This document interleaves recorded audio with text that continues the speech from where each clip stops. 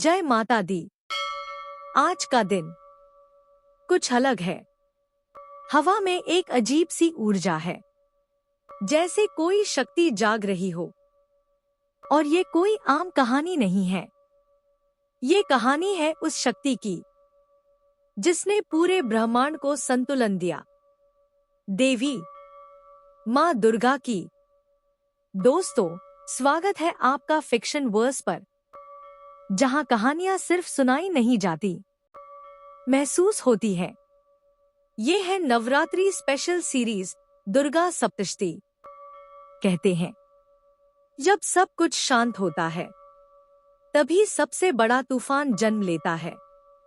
एक ऐसा समय जब पूरा ब्रह्मांड गहरी नींद में डूबा हुआ था, जहां ना कोई आवाज थी, ना कोई हलचल, और उसी सन्नाटे के बीच अंधकार ने जन्म लिया। दो नाम, मधु और कैटब। ये सिर्फ असुर नहीं थे, ये उस अंधकार का रूप थे जो तब पैदा होता है जब चेतना सो जाती है। उन्होंने चुनौती दी खुद सृष्टि के निर्माता ब्रह्मा को, और उसी पल सृष्टि का अस्तित्व खतरे में आ गया। लेकिन सबसे बड़ा सच ये था कि कोई भी देवता कुछ नहीं कर सकता था, क्योंकि जिसे जगाना था वो खुद सो रहा था। और जब पूरी सृष्टि असहाय हो जाए, जब हर दिशा में केवल अंधकार फैल जाए, तब एक ही शक्ति प्रकट होती है। एक ऐसी शक्ति जो कभी नहीं सोती, जो समय से परे है, जो सृष्टि की शुरुआत भी है और अंत भी। महामाया, महाकाली, माँ दुर्गा। आज हम प्रवेश कर रहे हैं उस कथा में जहां पहली बार अंधकार का सामना खुद आदि शक्ति से होता है। लेकिन याद रखना, ये सिर्फ एक कहानी नहीं है, ये उस युद्ध की शुरुआत है जो बाहर नहीं, तुम्हारे अंदर चल रहा है। तो तैयार हो जाओ, क्योंकि अब कहानी नहीं, अनुभव शुरू होने वाला है। चलो शुरू करते हैं। दुर्गा सप्तशती का प्रथम अध्याय। मेधा ऋषि का राजा सुरत और समाधि को भगवती की महिमा बताते हुए मधुकैटभ वध का। मेधा ऋषि, जिनकी तपस्या और ज्ञान का प्रकाश दूर दूर तक फैला हुआ था, एक दिन राजा सुरत और वैश्य समाधि को भगवती की अद्भुत महिमा समझा रहे थे। यह कोई साधारण कथा नहीं थी, बल्कि वह रहस्य था जो मनुष्य के जीवन के सबसे गहरे प्रश्नों का उत्तर देता है।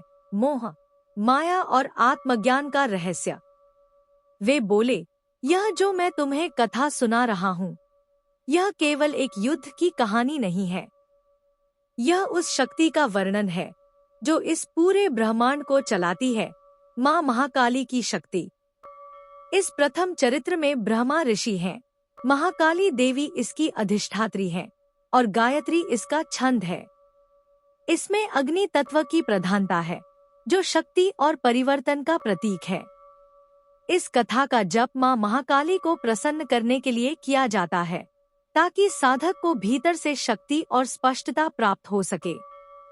मेधा ऋषि ने अपनी आंखें बंद की, मानो वे उस प्राचीन समय को देख रहे हों। एक समय की बात है, वे बोले, जब सृष्टि के पालनकर्ता भगवान विष्णु गहरी योगनिद्रा में लीन थे। चारों ओर शांति थी, लेकिन उस शांति के भीतर एक तूफान जन्म ले रहा था। विष्णु जी के कान के मैल से दो असुर उत्पन्न हुए, मधु और कैटब। वे अत्यंत बलशाली, अहंकारी और विनाशकारी प्रवृत्ति के थे। जैसे जैसे वे बड़े हुए, उनका अभिमान भी बढ़ता गया। उन्होंने ब्रह्मा जी को देखा, जो उस समय सृष्टि रचना में लीन थे, और उनके मन में उन्हें नष्ट करने का विचार आया। ब्रह्मा जी ने देखा कि विष्णु सो रहे हैं और ये असुर उनके सामने खड़े हैं। वे समझ गए कि अब केवल एक ही शक्ति उन्हें बचा सकती है, माँ महाकाली। उन्होंने पूरे हृदय से देवी का स्तवन करना शुरू किया। उनकी वाणी में भय भी था और विश्वास भी। जैसे ही उनका स्तवन पूरा हुआ, एक अद्भुत घटना घटी। विष्णु जी की आंखों से, उनके शरीर से एक दिव्य तेज प्रकट हुआ। वह तेज धीरे धीरे एक रूप में परिवर्तित हुआ।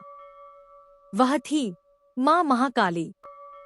उनका स्वरूप इतना विराट और शक्तिशाली था कि शब्दों में उसका वर्णन करना कठिन है। उनके 10 हाथ थे, जिनमें वे खड्ग, चक्र, गदा, बाण, धनुष, शूल और अनेक दिव्य अस्त्र धारण किए हुए थी। उनके 3 नेत्र थे, जो समय के तीनों आयामों को भेद सकते थे।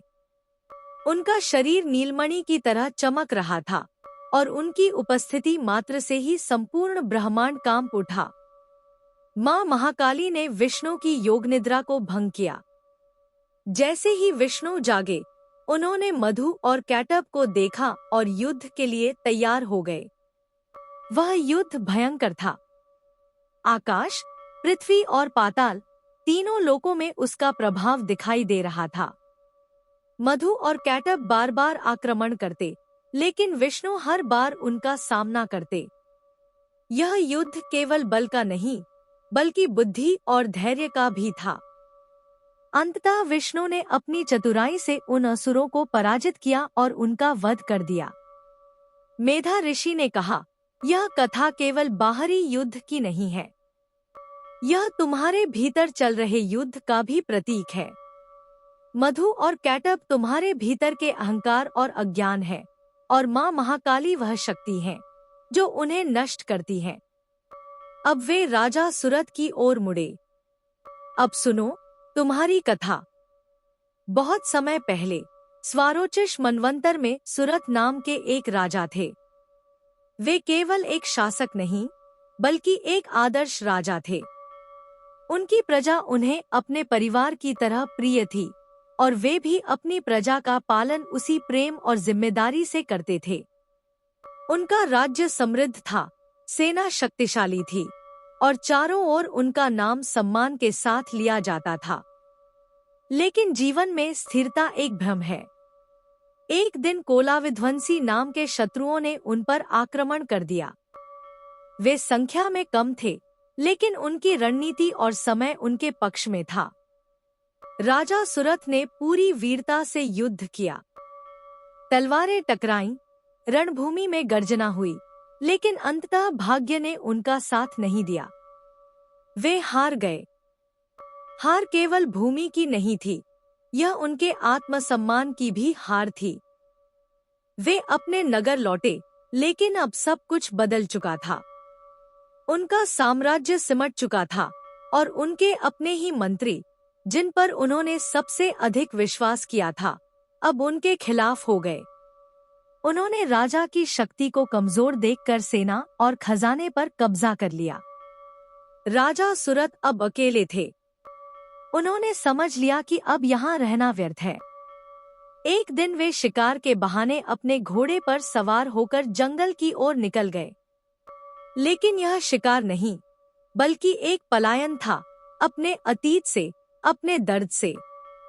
जंगल में प्रवेश करते ही उन्हें एक अलग ही संसार दिखाई दिया। वहां न कोई राजनीति थी, न कोई छलकपट। उन्हें मेधा ऋषि का आश्रम मिला, एक ऐसा स्थान जहां शांति केवल बाहर नहीं, भीतर भी महसूस होती थी। वहां हिंसक पशु भी शांत थे, मानो उस स्थान की ऊर्जा ने उन्हें बदल दिया हो। ऋषि के शिष्य तप में लीन थे, और वातावरण में एक गहरी स्थिरता थी। ऋषि ने राजा का स्वागत किया और उन्हें आश्रम में रहने की अनुमति दी। कुछ समय तक राजा वहां रहे, लेकिन उनका मन शांत नहीं हो पा रहा था। रात के समय, जब चारों ओर सन्नाटा होता, उनके भीतर विचारों का तूफान उठता। मेरा राज्य अब कैसा होगा, वे सोचते। क्या मेरे लोग सुरक्षित होंगे? क्या मेरे सेवक ईमानदारी से काम कर रहे होंगे? मेरा वह प्रिय हाथी, क्या वह अब भी जीवित होगा? उनका मन बार बार अतीत में चला जाता। एक दिन उन्होंने आश्रम के पास एक व्यक्ति को देखा। वह एक वैश्य था जिसका चेहरा दुख से भरा हुआ था। राजा ने उससे पूछा, तुम कौन हो और यहाँ क्यों आए हो? वैश्य ने सिर झुकाकर कहा, मेरा नाम समाधि है। मैं एक समृद्ध परिवार से हूँ। था उसकी आवाज में टूटन थी। मेरे अपने ही, मेरी पत्नी, मेरे पुत्र, उन्होंने मुझे घर से निकाल दिया। उन्हें केवल मेरे धन से मतलब था। अब मैं अकेला हूँ, सब कुछ खो चुका हूँ। कुछ पल के लिए वह चुप हो गया, फिर बोला, लेकिन फिर भी मेरा मन उनके बारे में सोचता रहता है। मुझे चिंता होती है कि वे कैसे होंगे। राजा यह सुनकर हैरान रह गए। उन्होंने कहा, जिन लोगों ने तुम्हें धोखा दिया, उनके लिए तुम्हारे मन में इतना प्रेम क्यों है? वैश्य ने गहरी सांस ली। मैं भी यही सोचता हूँ। मैं जानता हूँ कि वे गलत हैं, लेकिन मेरा मन उन्हें छोड़ नहीं पाता। मेरा हृदय कठोर नहीं बन पाता। अब राजा और वैश्य दोनों एक ही पीड़ा में बंध चुके थे।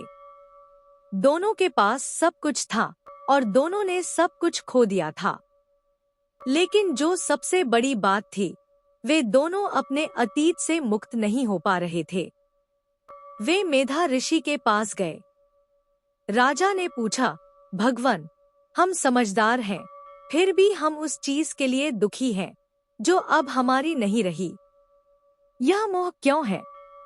मेधा ऋषि ने शांत स्वर में उत्तर दिया, यह संसार का स्वभाव है। हर जीव अपने विषयों से जुड़ा होता है, लेकिन हर किसी का देखने का तरीका अलग होता है। मनुष्य खुद को सबसे बुद्धिमान मानता है, लेकिन उसकी बुद्धि भी सीमित है। पशु, पक्षी, मृग, सबके भीतर भी एक समझ होती है। तुम्हारा यह मोह, यह ममता, यह तुम्हारी कमजोरी नहीं है, यह प्रकृति की शक्ति है। इसे ही हम महामाया कहते हैं। यह वही शक्ति है जो तुम्हें बांधती है और वही शक्ति है जो तुम्हें मुक्त भी कर सकती है। राजा और वैश्य दोनों चुप थे। उनके मन में अब एक नई समझ जन्म ले रही थी। उन्हें एहसास हुआ कि उनकी लड़ाई बाहर की दुनिया से नहीं, बल्कि अपने ही मन से है। लेकिन यह समझ अभी अधूरी थी। उनके भीतर उठते सवाल अब और गहरे हो चुके थे। तभी मेधा ऋषि ने शांत स्वर में आगे कहना शुरू किया, जैसी बुद्धि मनुष्यों की होती है, वैसी ही मृग पक्षियों की भी होती है। राजा और वैश्य ध्यान से सुनने लगे। ऋषि बोले, तुम सोचते हो कि केवल मनुष्य ही समझदार है, लेकिन यह सत्य नहीं है। देखो इन पक्षियों को, ये स्वयं भूख से व्याकुल हैं, फिर भी अपने बच्चों की चोंच में प्रेम से दाने डालते हैं। यह कैसा मोह है? जबकि ये स्वयं कष्ट में हैं, फिर भी अपने बच्चों के लिए जी रहे हैं। राजा सुरथ की आंखें अब उस दृश्य को महसूस कर रही थी, मानो वे पहली बार इस सत्य को देख रहे हों। ऋषि आगे बोले, और केवल पक्षी ही क्यों, मनुष्य भी तो यही करता है। समझदार होते हुए भी वह अपने ही किए हुए उपकार का फल पाने की आशा में अपने पुत्रों से प्रेम करता है। वह उनसे अपेक्षा करता है कि वे उसका सहारा बनेंगे। लेकिन क्या यह प्रेम है या एक सूक्ष्म लोभ? यह सुनकर वैश्य समाधि का सिर झुक गया। उसे अपने ही जीवन की सच्चाई सामने दिखाई देने लगी। ऋषि बोले, यद्यपि सभी में समझ होती है, फिर भी वे इस संसार के चक्र में फंसे रहते हैं।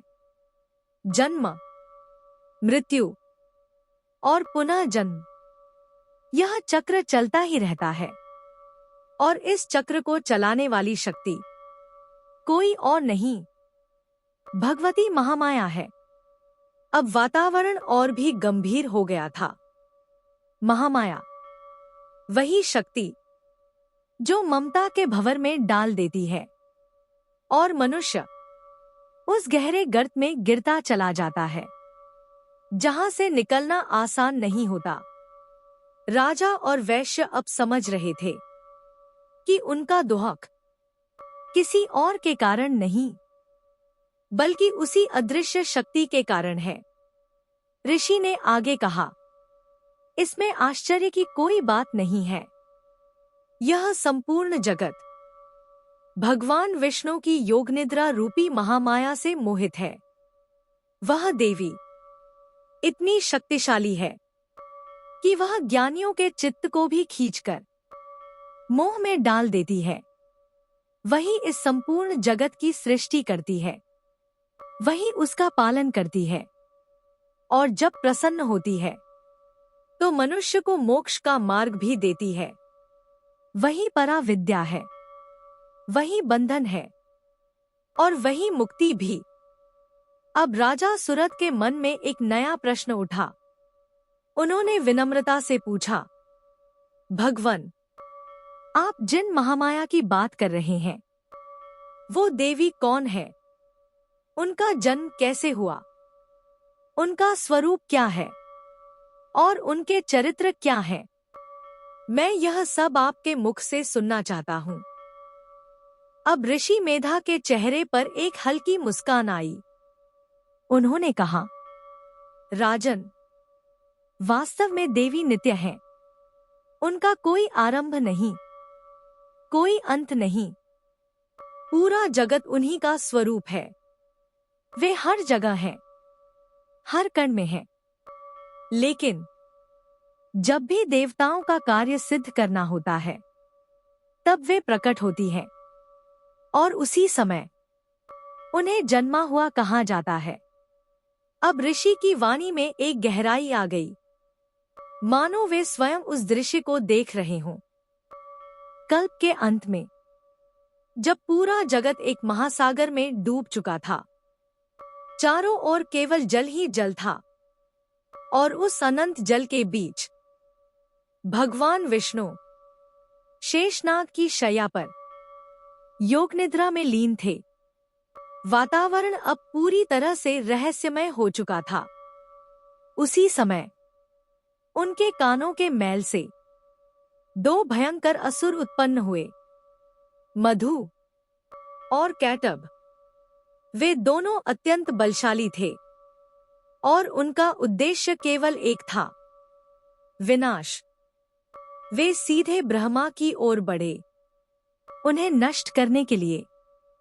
ब्रह्मा, जो सृष्टि के रचयिता थे, अब स्वयं संकट में थे। उन्होंने देखा कि विष्णु सो रहे हैं और कोई भी उनकी सहायता नहीं कर सकता। तब उन्होंने एक ही उपाय सोचा। उन्होंने उस शक्ति का स्मरण किया जो स्वयं विष्णु की आंखों में निवास करती थी, योग निद्रा, महामाया।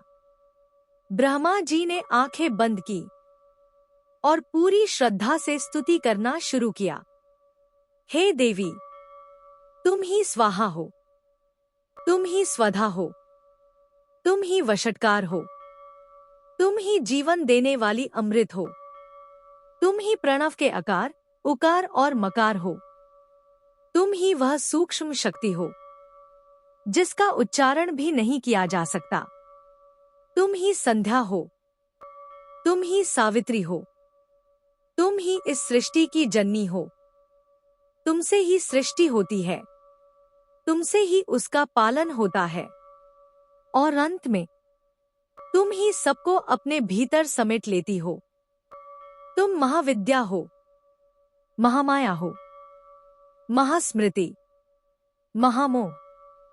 तुम ही कालरात्रि हो, तुम ही श्री हो, तुम ही बुद्धि हो, तुम ही शांति हो, तुम ही क्षमा हो। हे देवी, जब तुमने स्वयं विष्णु को निद्रा में डाल दिया है, तो तुम्हारी स्तुति कौन कर सकता है? तुम ही हमें शक्ति देती हो, तुम ही हमें शरीर देती हो और तुम ही हमें मोहित करती हो। हे देवी, इन दोनों असुरों को मोह में डाल दो और भगवान विष्णु को जगा दो ताकि वे इनका वध कर सकें। जैसे ही यह स्तुति समाप्त हुई, एक अद्भुत घटना घटी। वह योग निद्रा जो विष्णु की आंखों, मुख, हृदय और शरीर में व्याप्त थी, धीरे धीरे बाहर आने लगी और एक दिव्य रूप धारण कर लिया। वह थी महामाया। जैसे ही वे प्रकट हुई, विष्णु की निद्रा समाप्त हो गई। उन्होंने आंखें खोली और सामने देखा मधु और कैटब क्रोध से भरे हुए, ब्रह्मा को मारने के लिए तैयार। तब भगवान विष्णु उठ खड़े हुए और युद्ध शुरू हुआ। वह युद्ध साधारण नहीं था। वह 5000 वर्षों तक चला।